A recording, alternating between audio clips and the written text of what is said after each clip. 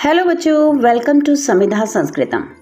आज हम रुचिरा द्वितीय भाग है जो कि कक्षा 7वीं की संस्कृत की पाठ्य पुस्तक है, उसका 12 अध्याय विद्याधनम पढ़ेंगे। प्रस्तुत पाठ में विद्या के महत्व को बताया गया है। विद्या रूपी धन को सभी धनों में श्रेष्ठ माना गया है। इसे ना तो चोर चुरा सकते हैं, न भाई बांट सकते हैं। यह एक ऐसा विचित्र धन है जो खर्च करने पर केवल बढ़ता ही है और यदि इसे खर्च ना किया जाए तो घटता है। विद्यावान होने पर ही मनुष्य मनुष्य कहलाने के योग्य बनता है, अन्यथा विद्याविहीन मनुष्य तो पशु के समान ही होता है। विद्या ही मनुष्य का सबसे बड़ा आभूषण है। विद्या मनुष्य का तीसरा नेत्र है। विद्या से बढ़कर संसार में कुछ भी नहीं है जिससे सभी कार्य सिद्ध होते हों। तो बच्चों, ये तो था इस पाठ का संक्षिप्त सा एक परिचय। तो चलिए अब इस पाठ परिचय के बाद इस पाठ के कठिन शब्दार्थों पर नजर डाल लेते हैं। चोरहार्यम, चोरों के द्वारा चुराने योग्य। राजहार्यम, राजा के द्वारा छीनने योग्य। भ्रातृभाज्यम, भाइयों के द्वारा बांटने योग्य। भारकारी, भार बढ़ाने वाली।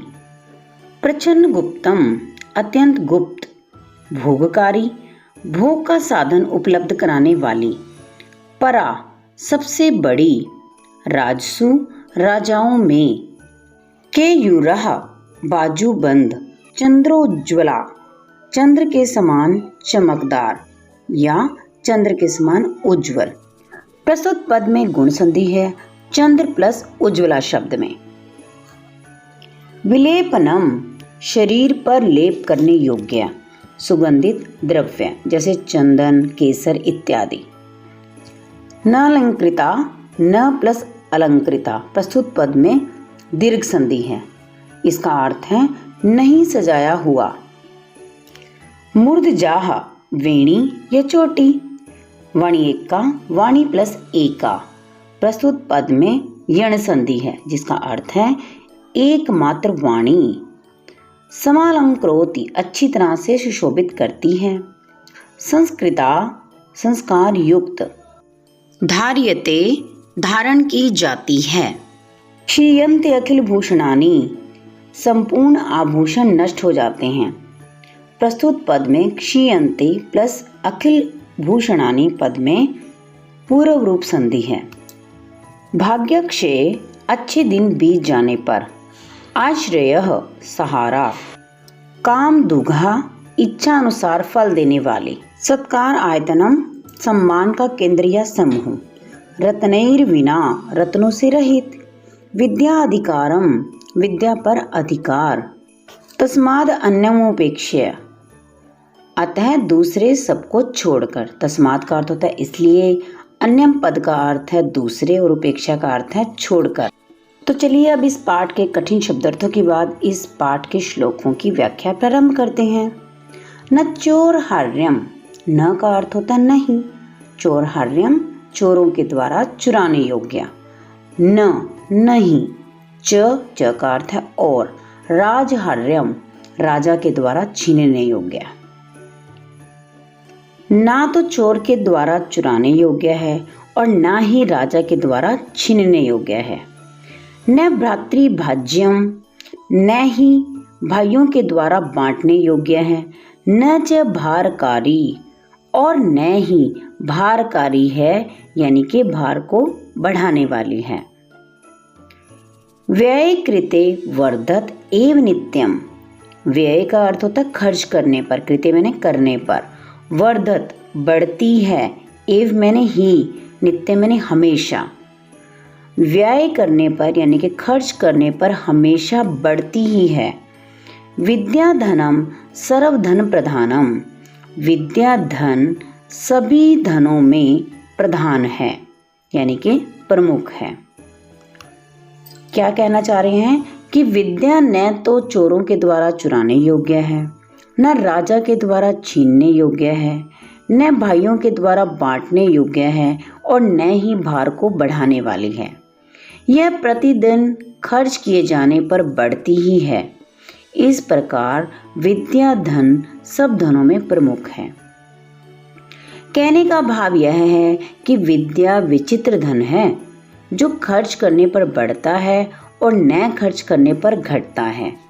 विद्या से बढ़कर संसार में कुछ भी नहीं है। विद्या धन सभी धनों में प्रधान है या प्रमुख है। चलिए बढ़ते हैं अब इस पाठ के दूसरे श्लोक की ओर, जो कि इस प्रकार से है। विद्या नाम नरस्य रूप अधिकम प्रच्छन्न गुप्तम धनम। विद्या नाम है नरस्य यानी कि मनुष्य के, रूप अधिकम सबसे बड़े रूप का, प्रच्छन्न गुप्तम धनम मनुष्य के छिपे हुए धन का नाम है विद्या। विद्या मनुष्य के सबसे बड़ा रूप है। विद्या मनुष्य का सबसे अधिक छुपा हुआ निजी धन है। विद्या भोगकारी, विद्या भोग के साधन प्राप्त कराने वाली है। यश सुखकारी, यश देने वाली है और सुख देने वाली है। विद्या गुरुणाम गुरु, विद्या गुरुओं की भी गुरु है। विद्या बंधु जनों विदेश गमने यानी कि विदेश जाने पर विद्या क्या बन जाती है हमारी? जी हाँ, बंधुजन यानी कि मित्र बन जाती है, मित्र है। विदेश गमन पर विद्या हमारी मित्र है।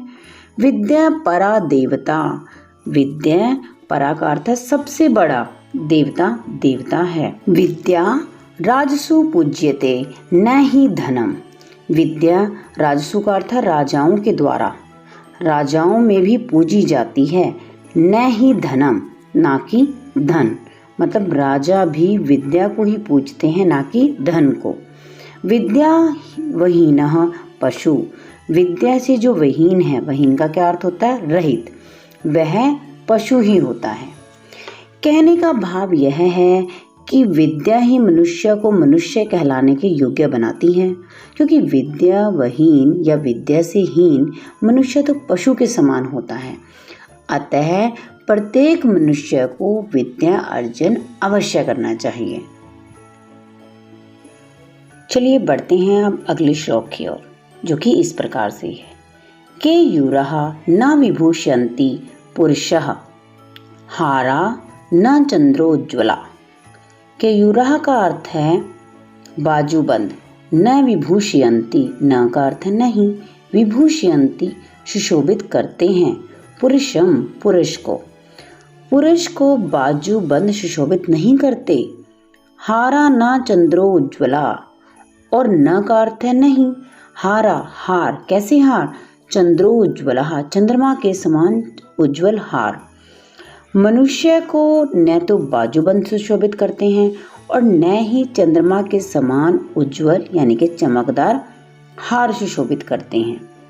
न स्नानम, न स्नान करना, न विलेपम, न ही किसी सुगंधित द्रव्य का लेप करना, न कुसुमम, न ही फूल लगाना, नालंकृता मूर्धजाः, ना ही सजे धजे बाल सुशोभित करते हैं मनुष्य को। वाणी एका समलंकरोति पुरुषम या संस्कृता धार्यते। वाणी प्लस एका यानी कि एकमात्र वाणी ही समलंकरोति अलंकृत करती है, सुशोभित करती है, पुरुषम पुरुष को। और कैसी वाणी? कोई ऐसी वैसी वाणी नहीं, या संस्कृता धार्यते, या का अर्थ है जो, संस्कृता संस्कारों को, धार्यते धारण करने वाली है, यानी ऐसी वाणी जो सभ्य हो, संस्कारों को धारण किए हो, वही मनुष्य को सुशोभित करती है। क्षीयन्ते अखिल भूषणानि सततम वाग्भूषणम भूषणम। क्षीयन्ते का अर्थ है नष्ट हो जाते हैं, अखिल भूषणानि सभी प्रकार के आभूषण, समय आने पर सभी प्रकार के आभूषण नष्ट हो जाते हैं। सततम वाग्भूषणम भूषणम, वाग्भूषणम का अर्थ है वाणी रूपी आभूषण, सततम हमेशा, भूषणम अलंकृत करता रहता है। एक बात का ध्यान आपने रखना है कि वाणी रूपी आभूषण भी तभी अलंकृत करेगा मनुष्य को जब वह वाणी कैसी होगी? जी हाँ, संस्कृता धार्यते, जब वह संस्कारों को धारण किए हुए होगी। और संस्कार कब आएंगे? जब आप विद्या रूपी धन को प्राप्त करेंगे।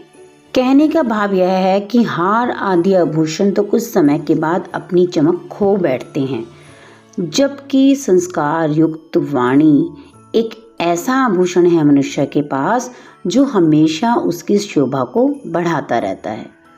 तो चलिए बढ़ते हैं अब चतुर्थ श्लोक की ओर, जो कि इस पाठ का अंतिम श्लोक है। विद्या नाम नरस्य कीर्तिर्तुला भाग्याक्षये चाश्रयः।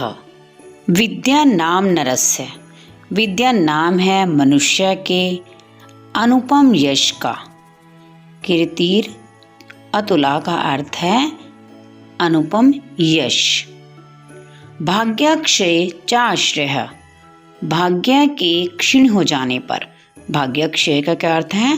भाग्य के क्षीण होने पर चाश्रय और सहारा है। विद्या मनुष्य का अनुपम यश है और भाग्य के क्षय होने पर मनुष्य का सहारा है। धेनुः काम दुघा, कामधेनु गाय के समान है। रतिश्च विहरे, विहरे का अर्थ है अकेलापन। अकेलेपन में रतिश्च आनंद प्रदान करती है। च का अर्थ है और अकेलेपन में आनंद प्रदान करती है। नेत्रम तृतीयम, तीसरा नेत्र है विद्या मनुष्य का। च का अर्थ है और विद्या मनुष्य का तीसरा नेत्र। सा का अर्थ है वह विद्या। वह विद्या कामधेनु गाय के समान इच्छाओं को पूर्ण करती है और अकेलेपन में आनंद प्रदान करती है और मनुष्य का तीसरा नेत्र है। सत्कार आयतनम कुलस्य, कुलस्य यानी कि परिवार, परिवार के सम्मान का केंद्र है विद्या। महिमाम का अर्थ है सम्मान। विद्या कुल के सम्मान का केंद्र है। रत्नैर विना यानी कि रत्नों के बिना, बिना रत्नों वाला भूषणम आभूषण है। तस्माद अन्यमोपेक्ष्य सर्व विषयम विद्याधिकारम कुरु। तस्माद का अर्थ है इसलिए, अन्यम यानी कि दूसरे, सर्व विषम सभी प्रकार के विषयों को, उपेक्षा छोड़कर विद्या अधिकारम कुरु विद्या पर ही अपना अधिकार करो। विद्या मनुष्य का अनुपम यश है। भाग्य के क्षीण होने पर विद्या ही सहारा है। विद्या सभी इच्छाओं को पूरा करने वाली कामधेनु गाय है। अकेलेपन में विद्या ही आनंद प्रदान करती है। विद्या मनुष्य का तीसरा नेत्र है। विद्या परिवार के सम्मान का केंद्र है। विद्या आभूषणों के बिना भी मनुष्य का सच्चा आभूषण है। इसलिए किसी अन्य सभी विषयों की परवाह न करके केवल विद्या पर ही अपना अधिकार करो। कहने का भाव यह है कि विद्या सभी इच्छाओं को पूरा करने वाली कामधेनु गाय है। घोर आपदा में विद्या ही मनुष्य का सबसे बड़ा सहायक है।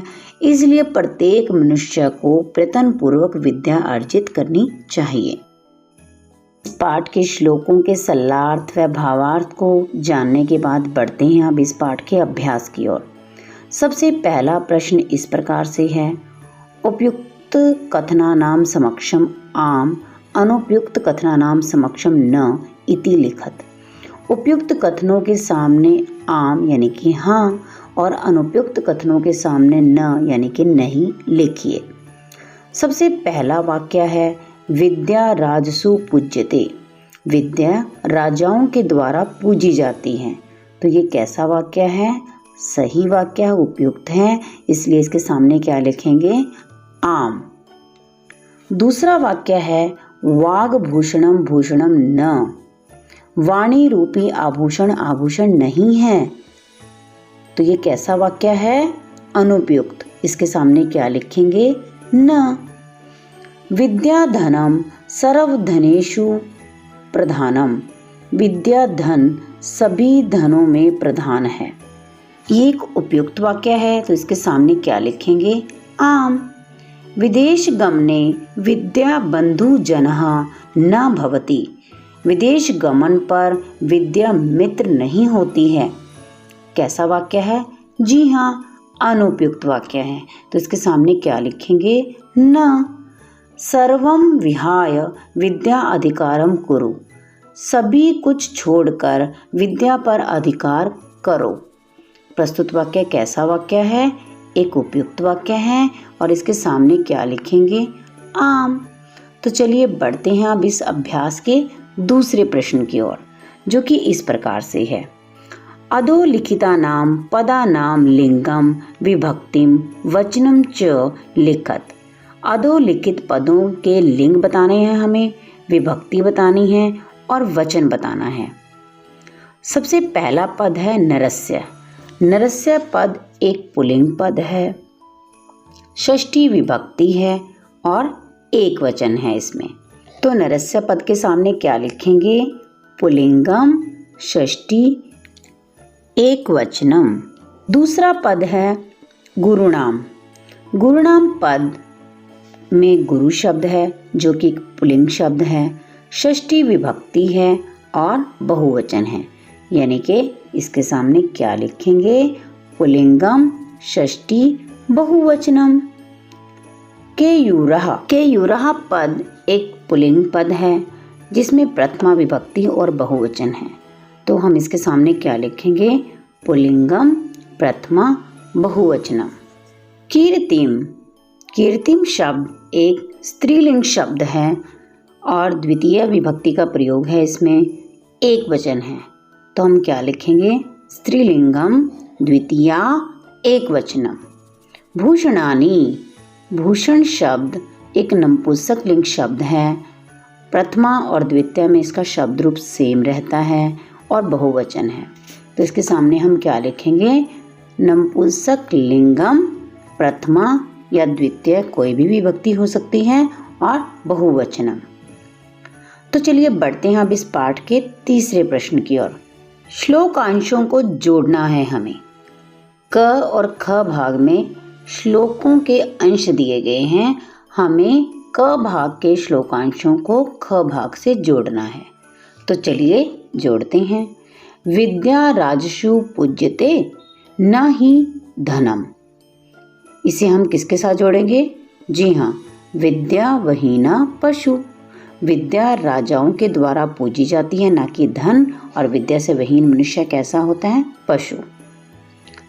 केयूरः न विभूषयन्ति पुरुषम हारा न चंद्र उज्ज्वलः। ना तो मनुष्य को बाजूबंद से शोभित करते हैं, ना ही उज्ज्वल हार।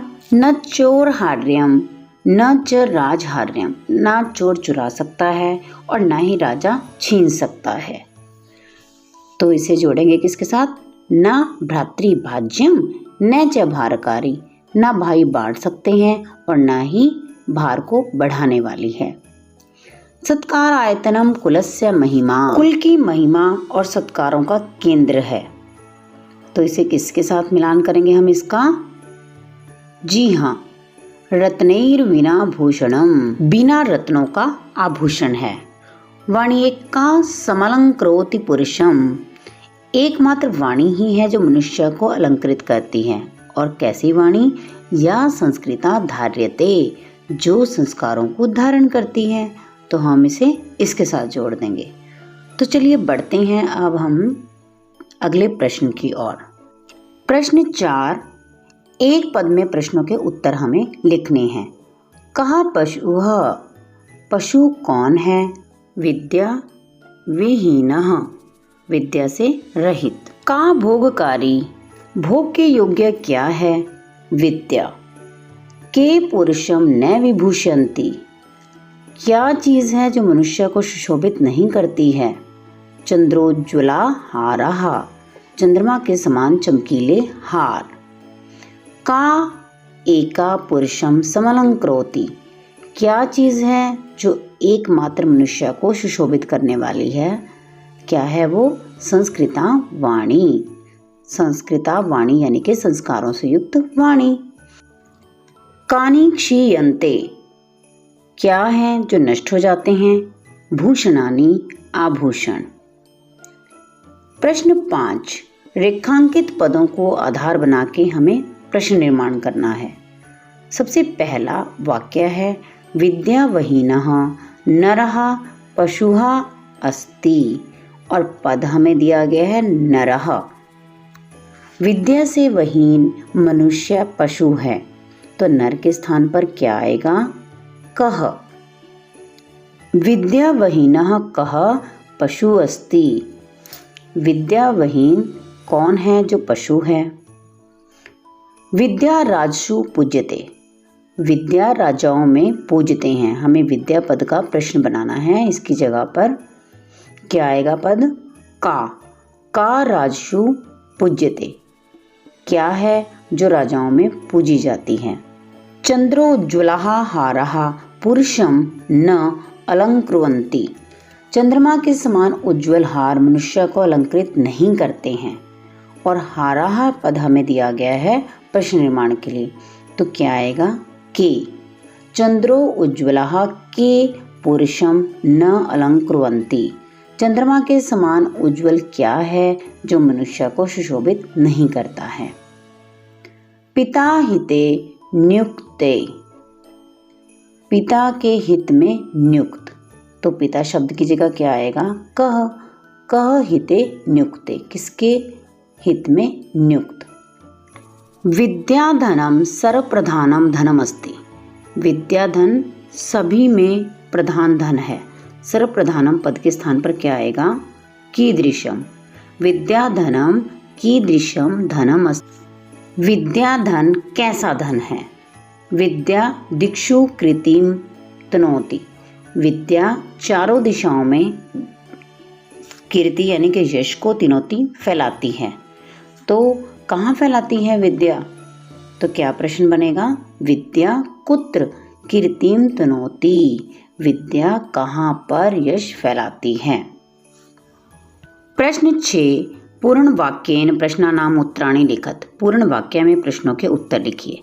सबसे पहला प्रश्न है गुरुनाम गुरु का अस्ति। गुरुओं की भी गुरु कौन है, तो उत्तर क्या आएगा गुरुनाम गुरु विद्या अस्ति। गुरुओं की गुरु विद्या है। कीदृशी वाणी पुरुषम समलंकृति। कैसी वाणी है जो मनुष्य को अलंकृत करती है, सुशोभित करती है। संस्कृता वाणी पुरुषम समलंकृति। संस्कारों से युक्त वाणी मनुष्य को सुशोभित करती है। व्यय कृते किम वर्धते। खर्च करने पर क्या बढ़ता है। व्यय कृते विद्या वर्धते। खर्च करने पर विद्या बढ़ती है। भाग्यक्षय आश्रय कः। भाग्य के क्षीण हो जाने पर आश्रय है। भाग्यक्षय आश्रय विद्या। भाग्य के क्षीण हो जाने पर आश्रय यानी कि सहारा विद्या है। प्रश्न 7 जो कि इस पाठ के अभ्यास का अंतिम प्रश्न है। मंजुषातः पुल्लिंगम स्त्रीलिंगम नपुंसकलिंगम पदानि चित्वा लिखत। मंजुषा में से पुल्लिंग स्त्रीलिंग नपुंसकलिंग पदों को चुनकर लिखना है। तो चलिए इन पदों को हम अलग अलग छांटते हैं, पुल्लिंग स्त्रीलिंग और नपुंसकलिंग को। उदाहरण दिया गया है जैसे पुल्लिंग हारः, स्त्रीलिंग अलंकृता, नपुंसकलिंग भूषणम। इसी प्रकार से हमें बाकी सभी मंजुषा के पदों को अलग अलग करके यथास्थान लिखना है। विद्याधनम एक नपुंसकलिंग पद है। संस्कृता स्त्रीलिंग पद है। सततम नपुंसकलिंग पद है। कुसुमम नपुंसकलिंग पद है।